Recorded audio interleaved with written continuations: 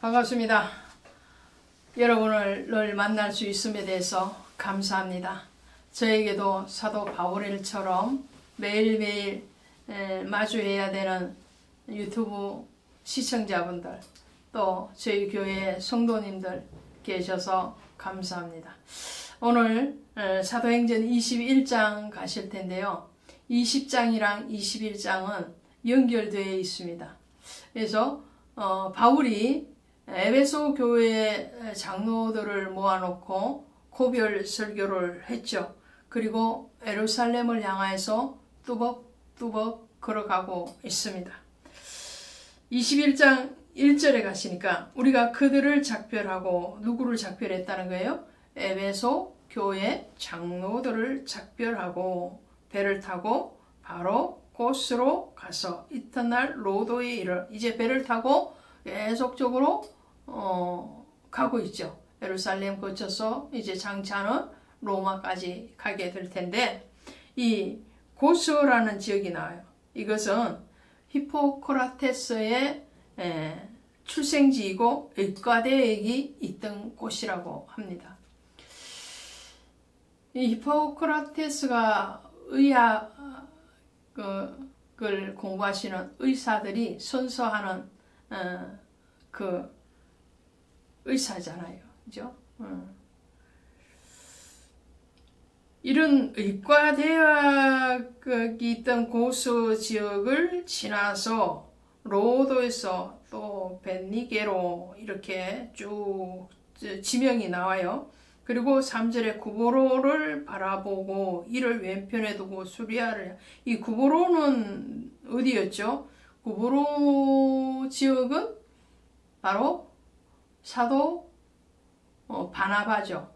바나바의 고향이었죠. 바나바의 고향. 자, 그런데 지금 성령의 감동으로 바울이 예루살렘에 들어가려고 하는데 제자들이 또 가로막습니다. 그죠?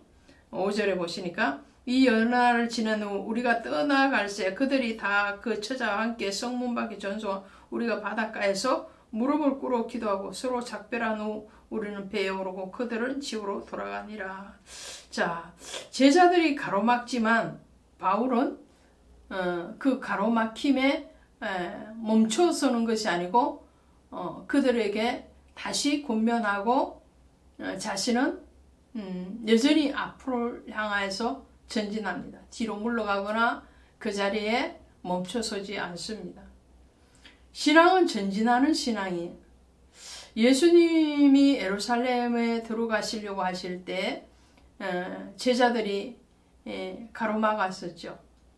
예수님도 내가 인자가 많은 고난을 받고 죽임을 당한 후에 사흘 만에 다시 살아나리라 라고 제자들에게 3번이나 말씀을 하셨습니다. 그럴 때 제자들은, 특별히 베드로는 못 간다고 주님을 주여 그리 마옵소서 가로막았습니다. 근데 주님은 가로막는다고 그 사명의 길을 멈추지 않았어요. 달려가는 거거든요. 자, 인간적인 어떤 정에 의해서 또 하나님의 뜻을 온전하게 분별하지 못하는 그런 관계로 인해서 가로막는 어떤 환경이 있고 또 사람이 있다 할지라도 정말 주님의 뜻이 분명하면 그 길은 가야 되는 것이고, 오늘 바울은 그 길을 간단 말이죠. 그리고 전도자 중 빌립을 찾아가고 그 빌립의 집에서 잠깐 머물고 있죠. 이 빌립은 누군가요? 빌립은 8절에 보니까 전도자 빌립의 집에 들어가서 머무니라 그랬어요. 중간 여정이죠. 이 빌립은 스데반의 동역자입니다. 또 사마리아의 복음을 전한 사람도 빌립이고요. 에티오피아 내시에게 개종을 시킨 사람도 이 빌립입니다. 스데반도 집사였고요. 빌립도 집사였어요. 근데 집사로서 그냥 한 교회에, 이 예루살렘 교회 안에만 머물렀던 사람이 아니고요.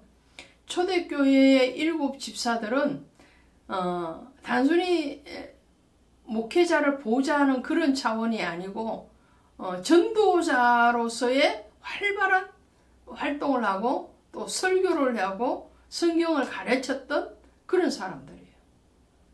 굉장히 탁월한 성경에 탁월했던 사람이 이 빌립이라는 사람이죠.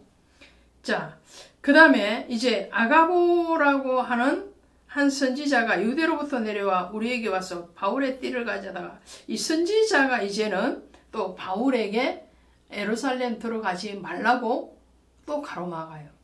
그러면서 이 바울의 띠를 가져다가 자기 수족을 잡아매고 말하기를 성령이 말씀해 예루살렘의 유대인 이같이 이 띠 임자를 결박하여 이방인의 손에 넘겨주리라. 그러니까 선지자가 지금 무슨 말을 하느냐면요.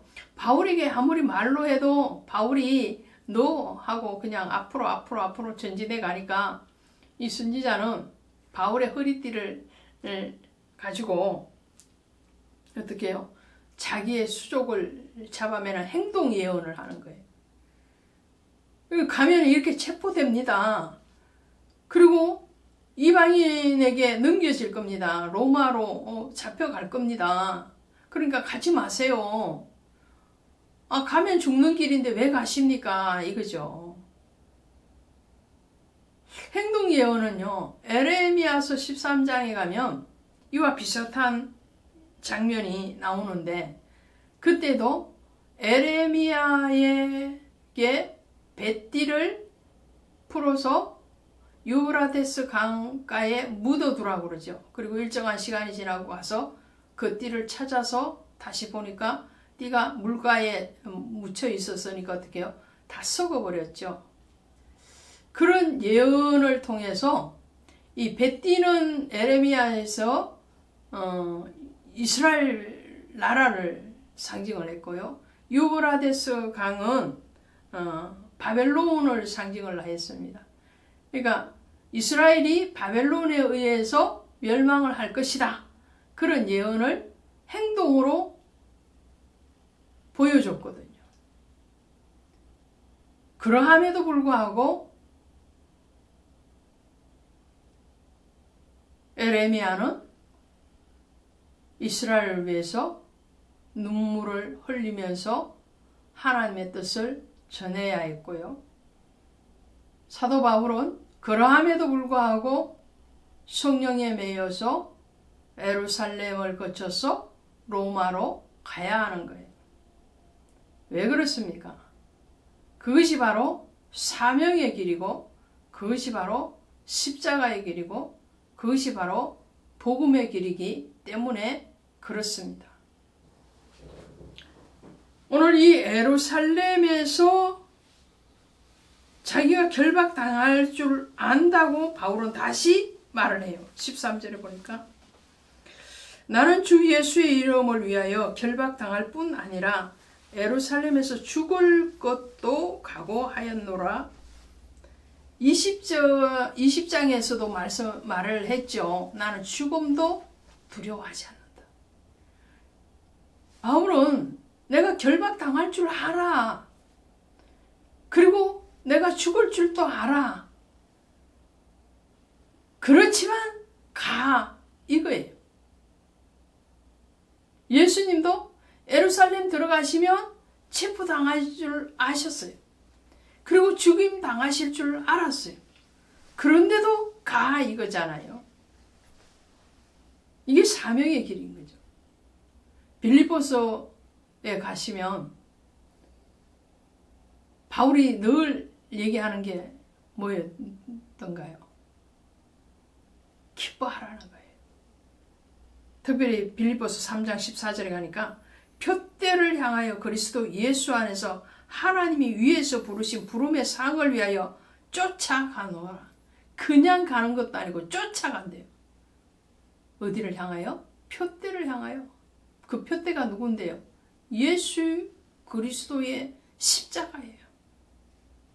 그 십자가의 고난의 자리, 십자가의 구속의 그 자리,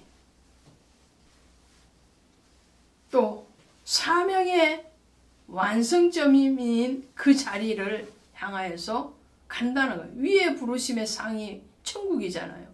그 천국을 향해서 달려간다는 거예요. 소망의 나라를 향해서 달려가는 거예요. 그리고 바울이 예루살렘에 이릅니다. 17절에 예루살렘에 이르니 형제들이 우리를 기꺼이 영접하거늘. 이제 형제가 됐어요. 바울이 처음에 회심을 하고도 베드로와 야고보가 바울을 신뢰하지 않았죠.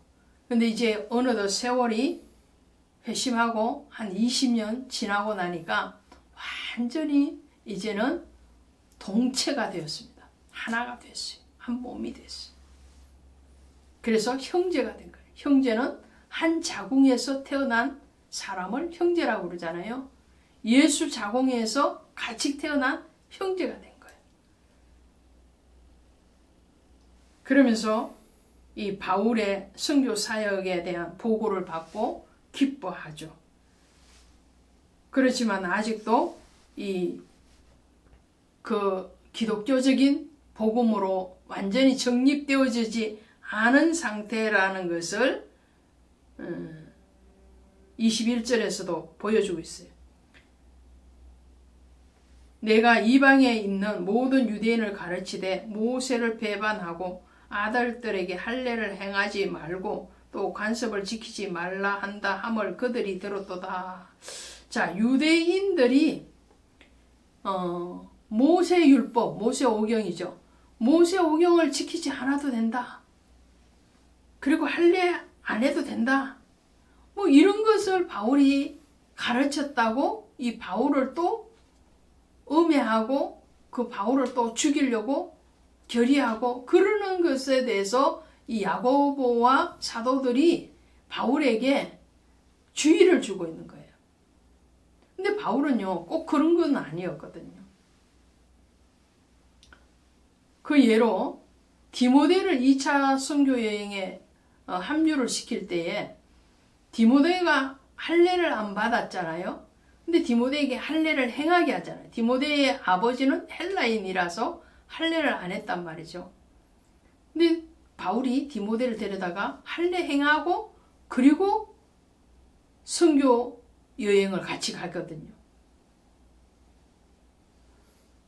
할례가 행해져서 복음이 더 잘 전해진다면 할례를 행하는 것이고, 할례가 그친 돌이 되면 그 할례를 행하지 않는 것이고, 복음을 위해서라면 유대인에게는 유대인의 관습대로, 이방인에게는 이방인의 관습대로, 먹고 마시면 문제가 아니고, 이 땅에서 먹고 마심이 아니고 하늘나라에 가기 위한 생명의 떡과 예수 그리스도의 생수를 먹고 마셔야 되는 거거든요. 그것이 중요하다는 거예요. 25절에 주를 믿는 이방인에게는 우리가 우상의 제물과 피와 목매어 죽인 것과 음행을 피할 것을 결의하고 편지하였느니라. 이거 언제 했어요? 예루살렘 총회에서 했던 내용이죠. 야고보가 지금 초대교회의 대표자로서 바울에게 말을 하고 있는 거예요. 예루살렘 총회에서 결의된 대로 이방인에게는 우상 제물, 또 생피, 그리고 음행, 이것 하지 말고 다른 것은 가하다고 우리가 다 전달했다. 이런 얘기를 하고 있죠. 바울이 이렇게 해서 이제 예루살렘을 거쳐서 또 지나가게 되는 거죠. 예루살렘을 거쳐가면서 바울은 여전히 유대인들로부터 핍박과 고난을 받고 있습니다. 바울을 죽이려고 온 성이 소동을 하죠. 30절 온 성이 소동하여 백성이 달려와 모여 바울을 잡아 성전 밖으로 끌고 나가니 문들이 곧 닫히더라. 바울이 이제 체포됐어요. 스데반의 죽음이나 또 예수 그리스도의 죽으심이나 바울이 체포되고 이제 순교하기까지의 그 제목이 동일합니다. 성전 모독죄였고요. 또 하나님을 신성을 모독했다라는, 성전을 모독하고 하나님을 모독했다는 것, 그리고 율법을 지키지 않았다. 이런 제목을 동일하게 적용을 했습니다. 바울이 이제 예루살렘에서 체포되고 변론을 하게 되는 장면들을 앞으로 만나게 될 겁니다. 체포당할 때 당하더라도 조금도 굽히지 않고 그 복음에 대해서 정언하는 바울의 이 당당함이 너무나도 부럽습니다. 복음 안에서 당당할 수 있기를, 또 외치는 자의 사명에 대해서 조금도 후퇴하지 않는 저와 여러분, 또 귀가 있고 눈이 있어서 하나님의 음성을 들을 수 있고 하나님의 일하심이 목격되어지는 저와 여러분 되시기를 원합니다. 고맙습니다. 수고하셨습니다.